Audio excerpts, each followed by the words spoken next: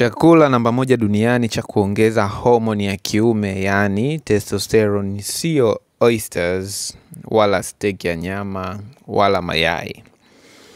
Hiki hapa ni chakula cha mmea, ni chakula cha kawaida kabisa na wanaume wengi ukipuuzia.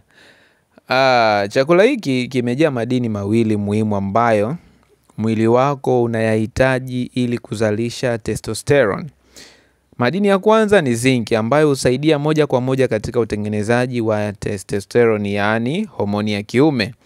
Na madini ya pili ni magnesium ambayo husaidia kuongeza kiwango cha testosterone huru, yani free testosterone, na kupunguza cortisol. Hii cortisol ni homoni ya msongo wa mawazo ambayo huzuia uzalishaji wa testosterone inapokuwa juu kupita kiasi.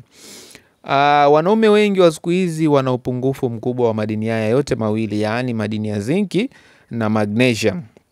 Sasa unapotumia chakula hiki husaidia kuboresha usingizi, na wakati wa usingizi mzuri ndiyo mwili uzalisha testosterone kwa wingi. Lakini zaidi ya hayo, chakula hiki kimejaa omega 3, vitamin B na antioxidant ambazo huimarisha hisia zako, afya ya ubongo, tezi za uzazi ya kiume yani prostate, na kusaidia kupunguza uvimbe mwilini yani inflammation, ambayo pia hii huua testosterone, yani ni another testosterone killer. Sasa ni chakula gani hiki kinachoongoza kuongeza testosterone? Naamini hata wewe nikikutajia utashangaa. Ni mbegu za maboga, yani pumpkin seeds. Unatakiwa kutumia vijiko viwili tu kwa siku.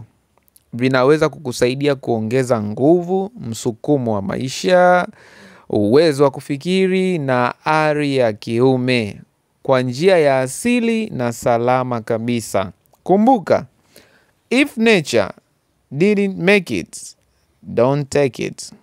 Anza leo kutumia mbegu za maboga kuongeza testosterone kwa wingi katika mwili wako. Comment Mwanaume Rijali kama umeikubali content hii.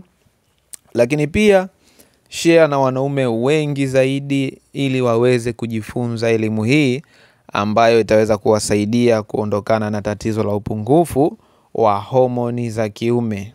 Karibu sana.